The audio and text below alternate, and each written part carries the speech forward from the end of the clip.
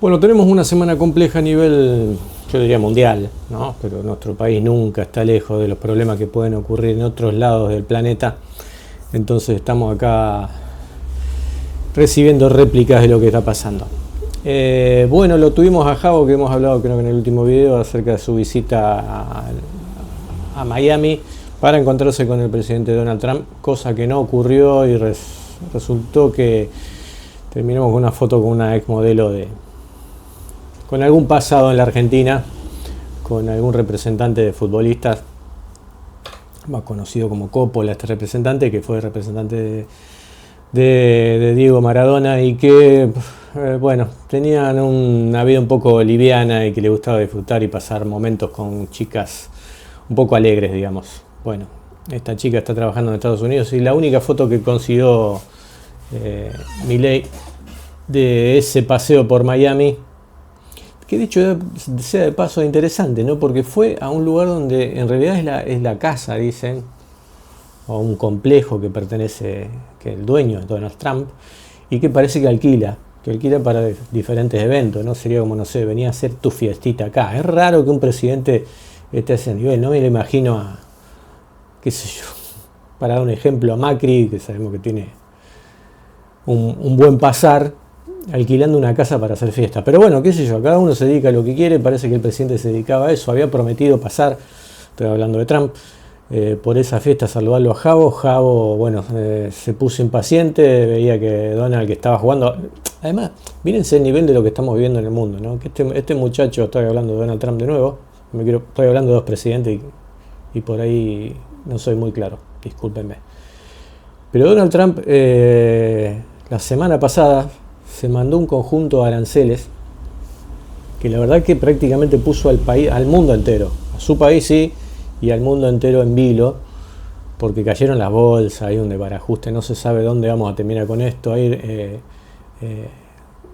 en reciprocidad otros países también subieron los aranceles. Los aranceles, para que tengamos una idea, es como retenciones, pero a la inversa, ¿no? Las retenciones es cuando algo sale de nuestro país y se les cobra un impuesto para que sea un poquito más caro. Y los aranceles son al contrario, cuando entran al país se les cobra un impuesto para que sea un poco más caro. Entonces eso va a disparar la inflación probablemente en Estados Unidos, cosa que Donald Trump prometió que iba a hacer lo contrario. Y además produjo un tembladeral, que es lo que vamos a hablar en este video, en cuanto a lo económico a nivel mundial. Pero vamos a ver lo que dijo Trump acerca de estos aranceles. Una periodista, y miren cómo trata a la periodista también, ¿eh? Veamos la posición que tiene este muchacho hacia las personas que están obviamente por debajo de él. Es el tipo más importante del mundo hoy. Pero igual siempre ha sido así, creo que tiene un carácter bastante complejo, que le va a cobrar algo en algún momento, ¿no? Se lo van a cobrar todas juntas estas cosas y esta forma de ser. Y eso es lo que digo que tiene. Ayer estábamos hablando en Peronismo Picante, que es un grupo de WhatsApp que tenemos, que todos están invitados si quieren participar, con nuevos compañeros, siempre es picante, y yo les decía que, bueno, el principal problema de Estados Unidos es Estados Unidos mismo, porque tiene un problema interno, entonces tiene que solucionarlo. Es muy complejo, difícil que lo solucione, pero bueno, tendría que ponerse a hacerlo. Y el primer problema de Trump es Trump mismo, ¿no? Su forma de ser y su comportamiento. Veamos lo que le dijo a esta periodista y la forma en que la trata, y lo que dice acerca de los aranceles y con respecto al resto del mundo.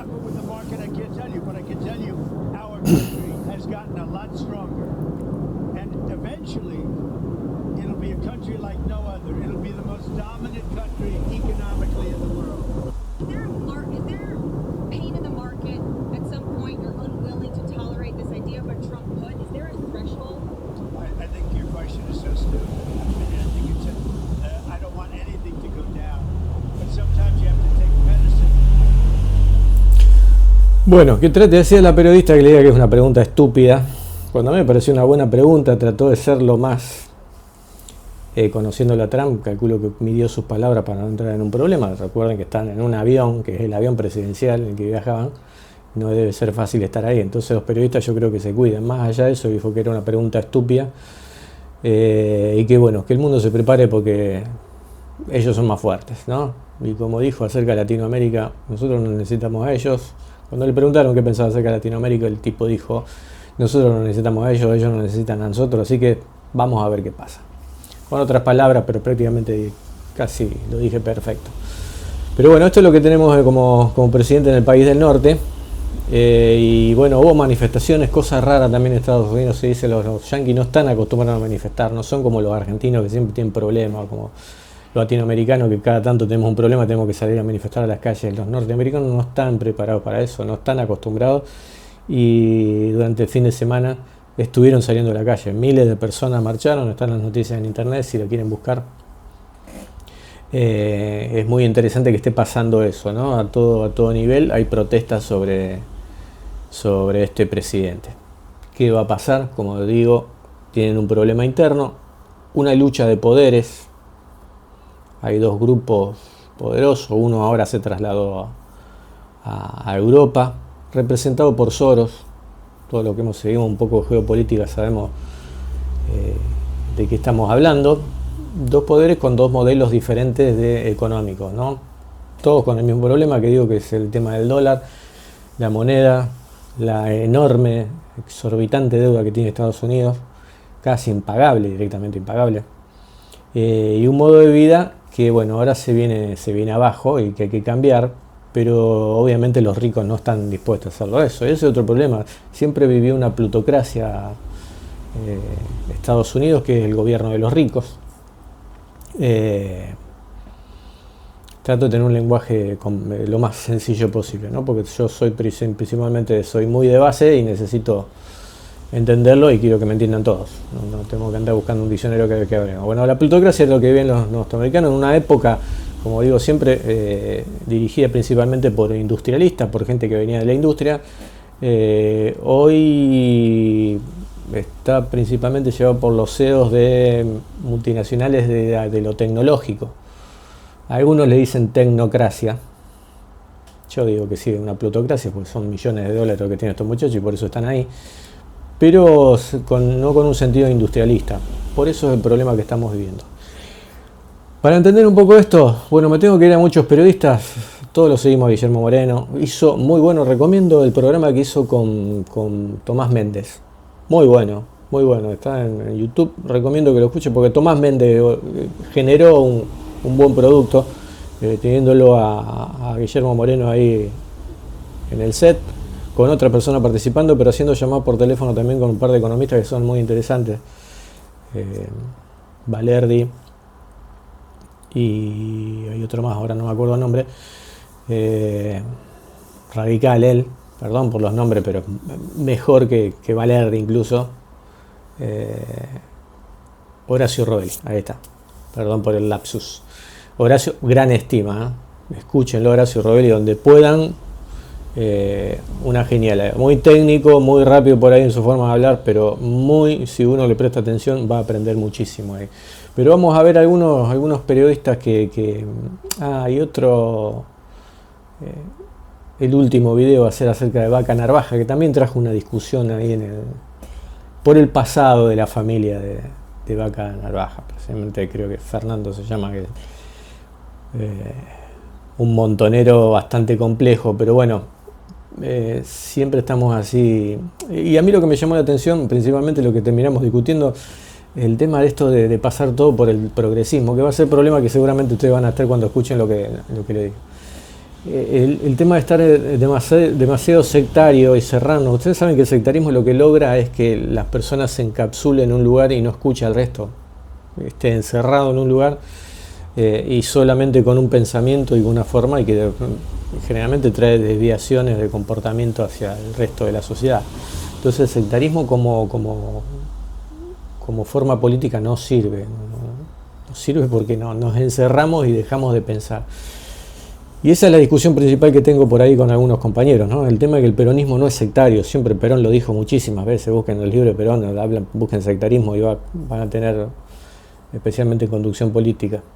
Tenemos que ser abiertos. Incluso la construcción política de Perón siempre se vio que era muy abierto y tenía compañeros de todos lados, desde el comunismo hasta el liberalismo. Todos estaban adentro. Lo importante era que tuvieran un sentido patriótico y se abocaran a los planes que Perón hacía. Bueno, dicho sea de paso, bueno, vamos a ver algunas cosas algunos comentarios que hicieron algunos periodistas con respecto a esto. El primero, cómo hay un reset en la economía, cómo hay un cambio de sistema, y lo que estamos viendo en el mundo es precisamente eso. Vamos a empezar. El dólar empieza a verse erosionado aun cuando Estados Unidos no tenga que devaluar. Ya se va a ver erosionado porque China le está diciendo: no quiero usar más el dólar, o al menos no lo quiero usar tanto como antes, vamos a usar el yuan. Y si China le dice que no quiere usar tanto el dólar, quiere decir que no le va a comprar más los bonos de la deuda. O sea, que no le va a sostener más ese tren de vida que hasta ahora Estados Unidos sostenía a costa del resto del mundo. The Economist bautizó esto como la batalla de avanzada del sistema de Bretton Woods 2.0. Con lo cual sugiere la revista británica que lo que entró en crisis es el sistema de monedas y de pagos que se erigió después de la Segunda Guerra Mundial. O sea, todo el mapa de transacciones económicas tal como lo conocemos. Y no es una exageración lo de The Economist. Lo que se está reescribiendo es el código base de la economía global. Se está reescribiendo la historia del mundo, se está rediseñando un sistema que es el sistema capitalista que adoptó en esta fase la forma de la globalización. Bueno, varios puntos para tocar ahí, ¿no? El cambio del sistema, hay una forma de pago internacional que sería muy largo explicarlo todo porque es complejo, ¿no? Pero hay que tener en cuenta el swap, ese es el swap de China, el SWIFT, que es la forma de pago internacional a través del dólar, que permite las transacciones entre países, que está en manos de los norteamericanos. O sea, ellos lo dominan y lo usan como arma, lo están utilizando como arma hoy en día. Antes de que arranca la guerra de Ucrania, después de la pandemia, pero también en la pandemia hubo un desarrollo de algunas de estas cosas, de este plan, empiezan a castigar a diferentes países. Generalmente Rusia, China, Irán son los países que fueron castigados con este método de utilizar la forma de pago, el dólar y otro tipo que no eran aranceles, pero sí fueron presiones económicas, ¿no? Entonces lo que logró esto, todo lo contrario, es que estos países empezaron a ver que necesitaban otro sistema, viendo los problemas que tienen Estados Unidos, principalmente con la deuda, que eso genera que haya una burbuja. La burbuja se llama cuando hay un crecimiento económico de algún tipo muy focalizado en un punto y empieza a crecer. Uno piensa que es un crecimiento normal, pero en realidad es algo como una burbuja que en algún momento explota. Tiene varias burbujas de Estados Unidos, una de ellas es principalmente el sistema financiero y segundo, principalmente el dólar. A raíz de la deuda estrepitosa que tienen, que lo mencioné al principio, bueno, los demás países, además que se suma a las presiones económicas que ellos hacen, utilizan como arma estos sistemas. Los países empiezan a ver que tienen que buscar otros sistemas diferentes y empiezan a crear China, Rusia, Estados Unidos, Irán, Venezuela, Brasil, crecen los BRICS y aparece otro sistema de pago internacional. Esto pone en crisis a los Estados Unidos y lo que estamos viendo ahora, ¿no? Que incluso se habla de que China ya tiene el yuan digital y lo está usando como medio de pago entre los países limítrofes. Hay un gran sistema económico ahí. Cuando vemos que Estados Unidos se cierra, China se abre. Entonces estamos en un problema mundial que Estados Unidos ve y entonces está metiendo presión de diferentes maneras. Tienen 11 portaaviones activos, entonces están generando diferentes conflictos en diferentes lugares, pero con el problema de que el dólar no le está rindiendo tanto como antes. Imagínense que un portaaviones tiene alrededor de 3.000 a 5.000, casi 6.000 personas trabajando arriba, lo que vale mover un portaaviones, lo que cuesta. Y estaba haciendo la comparación otro día y lo vemos después a Trump vendiendo una la Gold Card de oro por $5 millones al que quiera ser ciudadano norteamericano. Es una contraposición un poco rara lo que pasa ahí, pero bueno, vamos a ver qué pasa con el tema del swap, que sí lo mencioné recién, porque se le está reclamando a Milei que deje ese swap, que hoy dicen que es el 70% de las reservas internacionales, o sea, las reservas que tiene un país para subsistir y para pagar todas sus deudas y demás, el 70% pertenece a este yuan chino.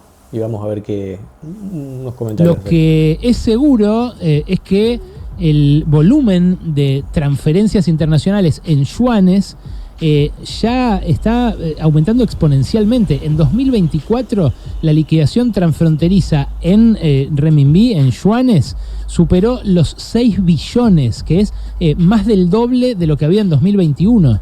Y esto antes de que hicieran esto del yuan digital. Hay 6 países, incluyendo Malasia y Singapur, que ya tienen yuanes en sus reservas internacionales.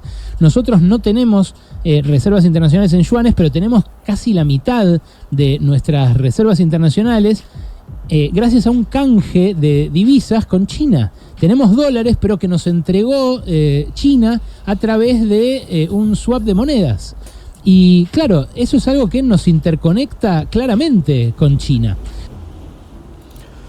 Bueno, esta es la situación de la economía argentina y a nivel mundial, ¿no? Lo que está pasando con el yuan, lo que está pasando en el mundo es una guerra económica, una guerra de moneda, una guerra real con portaaviones en Medio Oriente, es el foco con otro conflicto ahí cerca de China, a punto de explotar. Pero principalmente lo que estamos viendo es una guerra arancelaria hoy en día, que no sabemos dónde va a terminar, pero sí las bolsas están cayendo. No sé si afectan del todo a todo el mundo, pero sí a Argentina en los niveles económicos y los problemas económicos que tenemos. Soluciones, porque bueno, siempre después de un análisis buscar solución. Hablamos con los compañeros en Peronismo Picante cuáles eran algunas soluciones. Cada uno plantea su punto de vista. Algunos creen que China está siguiendo a lo que dice Moreno. China es la gran perdedora. Yo digo todo lo contrario. Veo que hay mucha gente que piensa como yo, no soy el único. China es la ganadora, el gran perdedor posiblemente sea Estados Unidos, y Europa en segundo lugar, si no sabe acomodarse. Si Europa se sabe acomodar, el gran perdedor va a ser Estados Unidos y Trump. Esto también es a raíz de lo que está pasando económicamente en el sistema financiero, principalmente en Estados Unidos. Vamos a ver qué pasa. Solución. Yo argentino, decía, saben que durante la Segunda Guerra Mundial en los pasaportes argentinos decía, principalmente la gente que trabajaba en embajada y demás, decía yo argentino, que significaba que no nos manteníamos neutrales de todo conflicto y no pertenecíamos a ninguna de las partes, más allá que después tuvo que haber algunos cambios, pero nos manteníamos neutrales. Así que el yo argentino es una característica que nos ha diferenciado del resto del mundo. Y lo que decía Perón era que nosotros nos pertenecíamos a la tercera posición, así que tampoco pertenecemos ni a uno ni a otro, ni yanquis ni marxistas. Nos tendríamos que mantener en el medio, observando y obviamente teniendo una estrategia. Pero veamos lo que decían Vaca Narvaja, que recomiendo que lo escuchen completo Vaca Narvaja, más allá de su apellido y todo lo que puedan decir y todo lo que me van a decir después. Este compañero es un intelectual. Sé que van a decir que es progre y todo lo demás, pero yo recomiendo escuchar, ser abiertos, no volvernos sectarios y tratar de aprender, ¿no? Como dice la Biblia, examinarlo todo, retener lo bueno. Pero hay muchas cosas interesantes y ricas de lo que dice y me parece que tiene una buena consigna. Esto es lo que dijo con respecto a lo que deberíamos hacer como argentinos, referente a lo que yo les digo, esto de yo argentino, como decían en algún momento los pasaportes de nuestro país. En ese esquema internacional, si estuviéramos en el BRICS, si tuviéramos una mejor relación con China, ¿estaríamos más protegidos frente a toda esta hecatombe que estamos viviendo? Sin duda. Primero, yo creo que Argentina tiene un activo que es el esquema de su historia de neutralidad, ¿no? Sí. Y ahora hay un grupo de teóricos que plantean algo que yo creo que me parece interesante, que es el no alineamiento activo. Ajá. Este esquema, porque vos no tenés necesidad de enfrentarte ni con ninguna potencia, estás geográficamente bastante lejos, entonces vos podrías tener un esquema de neutralidad, y de hecho Argentina económicamente en la historia de los conflictos mundiales tuvo crecimientos, le fue relativamente bien. Esto no lo digo desde un esquema oportunista, sino práctico de cómo mirás vos no necesitas pelearte con ninguna potencia, con ningún actor, tenés que tener un esquema. Por eso fue muy grave cuando Milei lo invita acá a Zelensky, Claro. se había roto el principio de neutralidad, y más grave aún cuando lo tira por la ventana. Sí. ¿Por qué? Porque en esta votación donde cambia la postura argentina, el impacto que tiene muy fuerte tiene que ver con nuestro principal reclamo de integridad territorial, porque cuando vos cambiás esa postura, después te usan como contraargumentos, como el Claro. discurso de Milei hablando de los habitantes de las Islas Malvinas, el De la principio de autodeterminación, Sí. que va en contra del de integridad territorial. Entonces, Bueno, de hecho, sí, de paso, Milei es un desastre en todo sentido, en cuanto a lo diplomático, desde Mondino para acá abajo, aunque la están extrañando Mondino ahora. Así que imagínense cómo estamos con este creo que es, un representante de la comunidad judía, que dicho sea de paso, entiendo que en los primeros momentos de la presidencia, o antes de la presidencia, le prestó el avión a Milei, o sea que hay un problema legal ahí también, porque no se puede recibir favores. No creo que ya era presidente, por eso el tema legal.